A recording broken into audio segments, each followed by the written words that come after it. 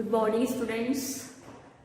MEd class M Ed first year में subject ET and ICT और अपना टॉपिक है स्कोप ऑफ एजुकेशन टेक्नोलॉजी। हमने सबसे पहले देखा था कि एजुकेशन टेक्नोलॉजी क्या है और ये कितने प्रकार की होती है। एजुकेशन टेक्नोलॉजी जैसा कि मैंने आपको बताया था 4 प्रकार की होती है। ये टीचिंग एजुकेशन टेक्नोलॉजी में instructional technology, teaching technology and behavioural technology and instructional design. मैंने आपको चारों प्रकार की टेक्नोलॉजी बता दी कि कौन किस व्यवहार तकनीकी क्या है, शिक्षण तकनीकी, अनुदेशन तकनीकी और अनुदेशन प्रारूप। अब हम देखेंगे कि शैक्षिक तकनीकी के क्षेत्र कौन कौन से हैं, शैक्षिक तकनीकी का जो है विकास किन किन क्षेत्रों में हो रहा है। स्कोप ऑफ एजुकेशन टेक्नोलॉजी, ठीक है। तो विभिन्न वैज्ञानिकों ने, विभिन्न शिक्षा शास्त्रियों ने जो है शिक्षण के क्षेत्र में जो है अलग अलग जो है अपने अपने व्यूज दिए हैंगे। तो इसमें जैसे कि उन्होंने बताया कि एक जो है लम्सडेल, ठीक है, लम्सडेल ने लम्सडेल जो थे और तक्षी सकामाटो, उन्होंने अलग अलग जो है शैक्षिक तकनीकी को बताया है कि डेरेक रॉन्ट्रा, ठीक है, डेरेक रॉन्ट्रा के अनुसार, डेरेक रॉन्ट्रा ये वैज्ञानिक हैं जिन्होंने शैक्षिक तकनीकी के निम्न क्षेत्र बताए हैं। उन्होंने सबसे पहले बताया अधिगम के लक्ष्य तथा उद्देश्य चिन्हित करना। इन्होंने बताया अधिगम के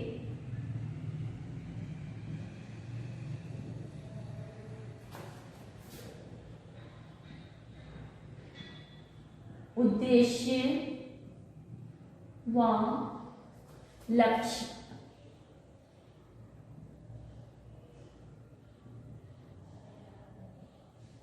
चिन्हित करना। सबसे पहले हमें क्या पढ़ाना है, उसके उद्देश्य और लक्ष्य जो है हम चिन्हित करते हैं कि हमें क्या लेना है। फिर है अधिगम वातावरण का नियोजन करना।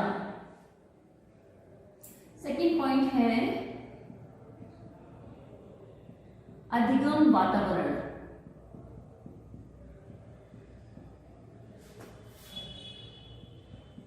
प्लानिंग करते हैं पहले हमें कि हम वातावरण कैसे बनाएंगे।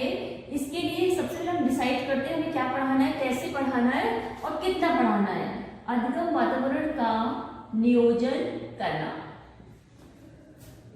ठीक है। फिर डेरेक रॉन्ट्रा ने इसी में ही थर्ड पॉइंट बताया, उन्होंने विषय वस्तु की खोज करना तथा उसे संरचित करना।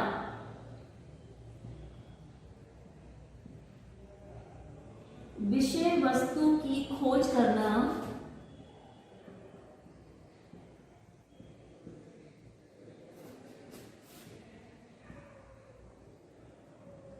व संरचित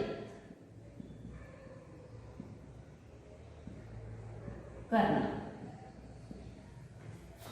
ठीक। ये डेरेक रॉन्ट्रा ने क्षेत्र बताए थे। इस क्षेत्र में जो है इसका हम उपयोग कर सकते हैं। नेक्स्ट उन्होंने बताया उपयुक्त शिक्षण व्यूह रचनाओं तथा अधिगम संचार का चयन। उपयुक्त शिक्षण व्यूह रचनाओं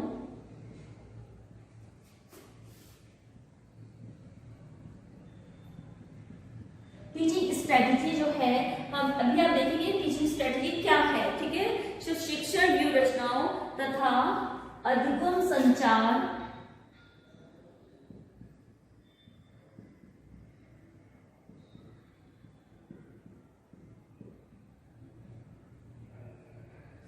ठीक है, उपयुक्त शिक्षण व्यूह रचनाओं तथा अधिगम संचार का चयन करना।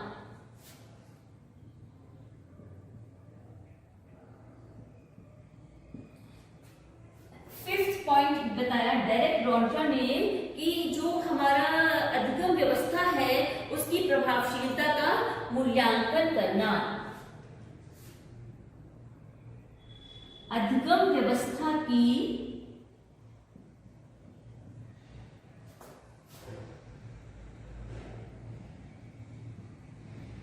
की प्रभावशीलता का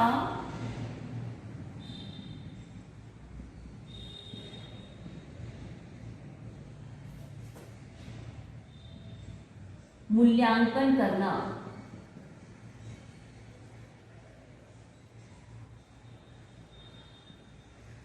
ठीक है, हमने जो भी अधिगम की व्यवस्था बनाई है उसका मूल्यांकन करना। इसके अलावा डेविस जो थे उन्होंने भी जो है अलग अलग शैक्षिक तकनीकी के क्षेत्र बताए थे। डेविस ने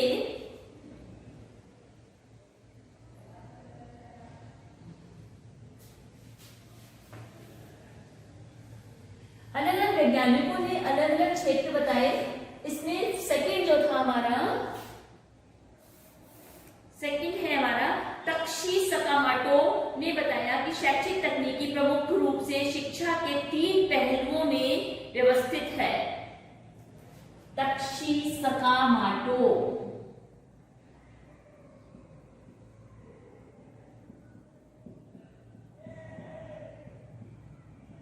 ये वैज्ञानिक थे जिन्होंने बताया कि 3 क्षेत्र बताए शिक्षण तकनीकी के।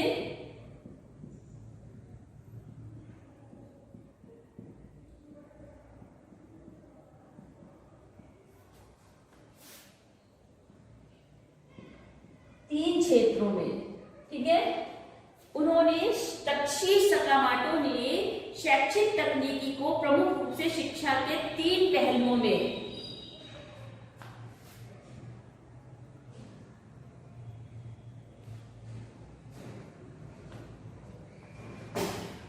जिसमें इनपुट, प्रोसेस और आउटपुट,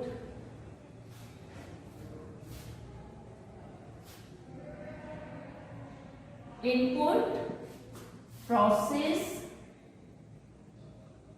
और आउटपुट, ठीक है। आदान प्रदान और प्रक्रिया,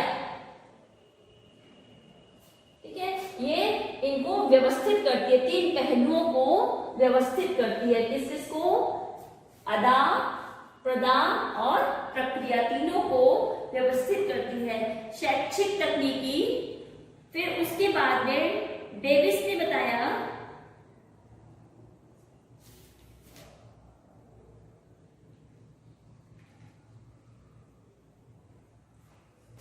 इसके बाद में आपके अलग अलग वैज्ञानिकों ने अलग अलग जो है धारणा दी कि किस तरह से इसको जो है व्यवस्थित किया जाता है।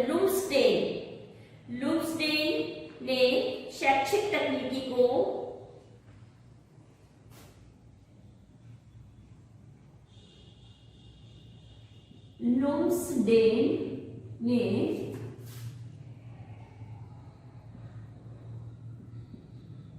शैक्षिक तकनीकी के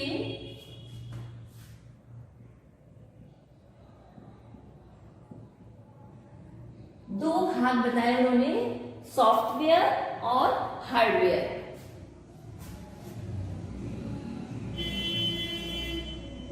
सॉफ्टवेयर एंड हार्डवेयर, कोमल तकनीकी और कठोर तकनीकी उपागम।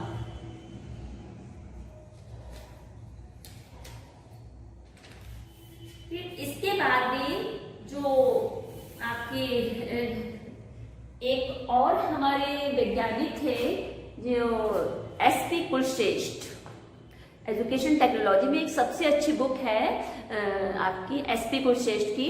तो इस बुक में एसपी कुलश्रेष्ठ ने शैक्षिक तकनीकी के विभिन्न क्षेत्र बताए हैं। उन्होंने जैसा कि आपका अधिगम के क्षेत्र सिद्धांतों में आप माइक्रो टीचिंग है, सिमुलेटेड टीचिंग है, आप ये सब क्या है, ये शैक्षिक तकनीकी के क्षेत्र है। प्रोग्राम लर्निंग है, आपका शिक्षण व्यू रचनाएं हैं। तो वो मैं आपको बताती हूँ कि एसपी कुलश्रेष्ठ जो है उन्होंने कौन कौन से क्षेत्र बताए थे।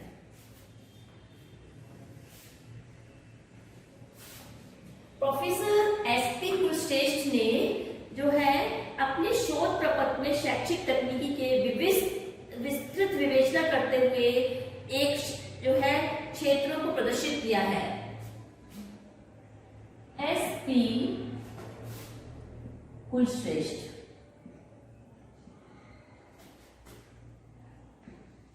ठीक है, SP कुलश्रेष्ठ ने शिक्षण तकनीकी के क्षेत्र निम्न बताए हैं।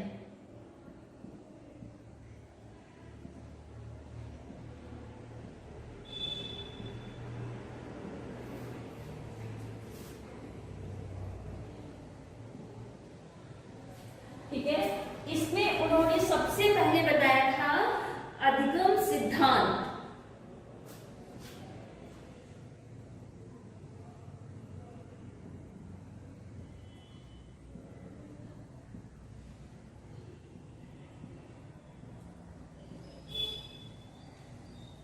ठीक है, अधिगम सिद्धांत जो है हमारी थ्योरीज जो हैं उनके बारे में उन्होंने बताया। फिर नवीन धारणाएं एवं प्रयोग, इसमें हम कौन कौन सी नवीन धारणाएं और उनका प्रयोग करेंगे। नवीन धारणाएं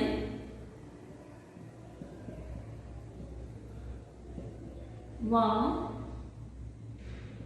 प्रयोग।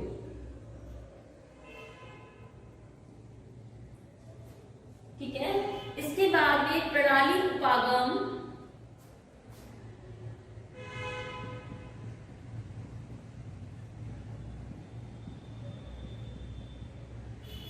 जिसको हम कहते हैं सिस्टम अप्रोच।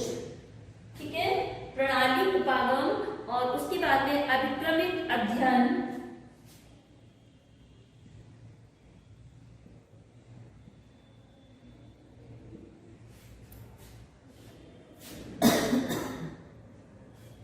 अभिक्रमिक अध्ययन या प्रोग्राम लर्निंग। ठीक है, अभिक्रमिक अध्ययन या प्रोग्राम लर्निंग। फिर है आपका दृश्य श्रव्य सामग्री, दृश्य श्रव्य सामग्री, ऑडियो विजुअल एड्स का प्रयोग किया जा रहा है आजकल टीचिंग लर्निंग में, जिससे कि हम अपनी टीचिंग को जो है बेहतर बना सके, इजी कर सके, उसको कंसेप्ट हमारे क्लियर हो सके। पृष्ठ पोषण सिद्धांत,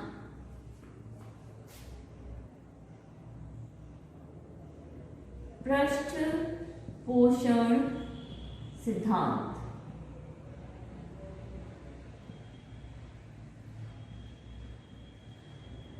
ठीक है, पृष्ठ पोषण सिद्धांत, जिससे कि छात्र जो है इससे अच्छे से जो है उनको आगे से आगे, जब उनको पढ़ने के बाद में जब उनको पृष्ठ पोषण मिलता है तो वो आगे की ओर अग्रसित होते हैं। उससे उनको जो है क्या होता है, प्रेरणा, अभिप्रेरणा मिलती है और वो आगे की ओर बढ़ते हैं सीखने के लिए। फिर पृष्ठ पोषण के बाद हमारी शिक्षा की अवस्था, प्रक्रिया, संस्थान।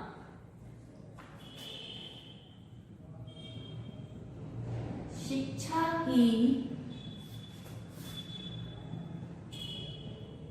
अवस्था,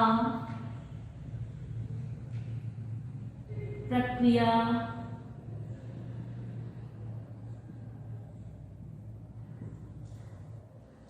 संस्थान।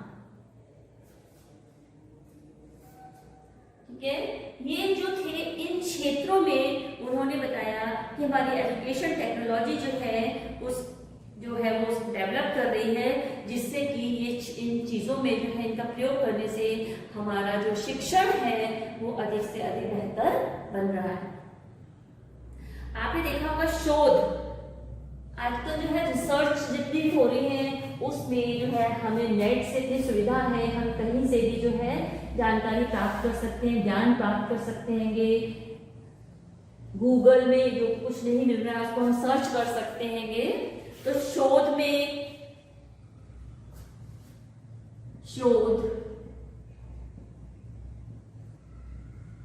ठीक है, क्रियात्मक अनुसंधान,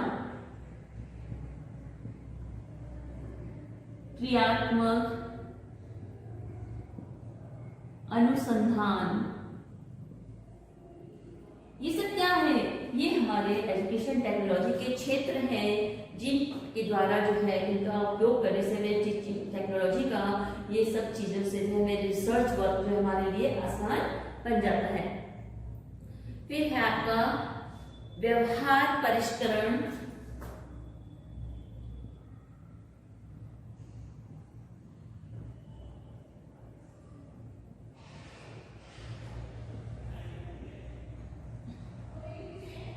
व्यवहार परिष्करण के बाद है माइक्रो टीचिंग,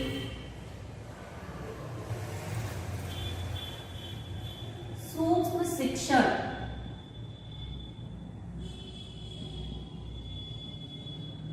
शिक्षण मॉड्यूल्स,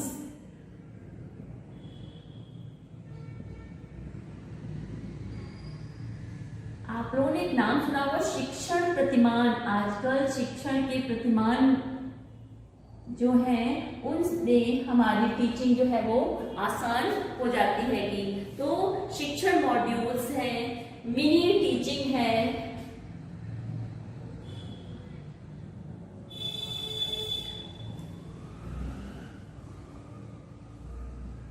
ये सारे जो है आपके एजुकेशन टेक्नोलॉजी के क्या है क्षेत्र हैं। शिक्षण मशीन है,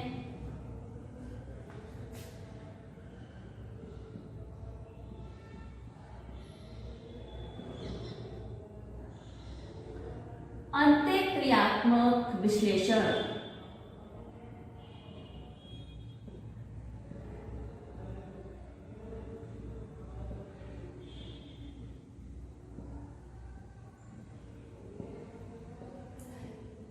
ठीक है।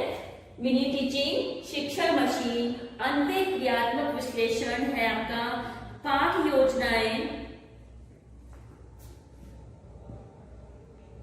लेसन प्लान जो आप बनाते हैं उसमें भी ये जो है हमारी एजुकेशन टेक्नोलॉजी से जो है शिक्षण के उद्देश्य जो है बना लिए जाते हैं कि शिक्षण बिंदु निर्धारित कर लिए जाते हैं, तो उससे जो हमें आसानी होती हैगी। फिर हमारा है आपका कंप्यूटर शिक्षण, कंप्यूटर शिक्षण,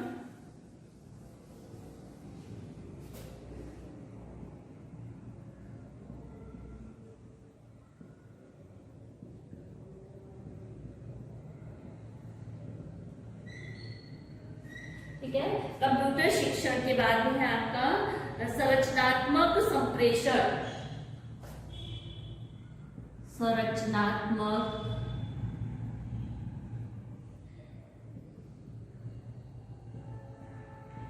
संप्रेषण।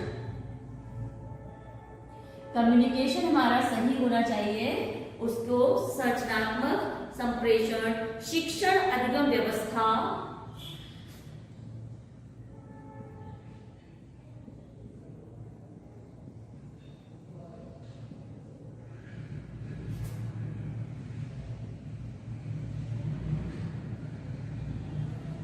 ये सब जो है हमारे क्या है एजुकेशन टेक्नोलॉजी के क्षेत्र हैं। शिक्षण व्यू रचनाएं, शिक्षण सिद्धांत एवं प्रतिमान,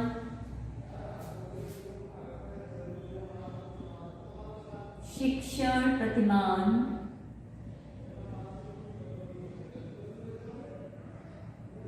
व्यू रचनाएं,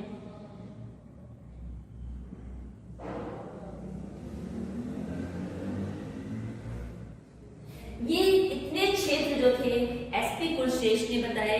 इस शैक्षिक तकनीकी के जो है विभिन्न क्षेत्र हैं जिनमें कि हमारा जो है एजुकेशन टेक्नोलॉजी का प्रयोग किया जा रहा है, जिससे हम अपने एक शिक्षक अपने शिक्षण को जो है सरल, स्पष्ट, सुगम बना सकता है। आज हम इतने ही देखेंगे इस वीडियो में, फिर कल नेक्स्ट वीडियो में देखेंगे। धन्यवाद स्टूडेंट्स।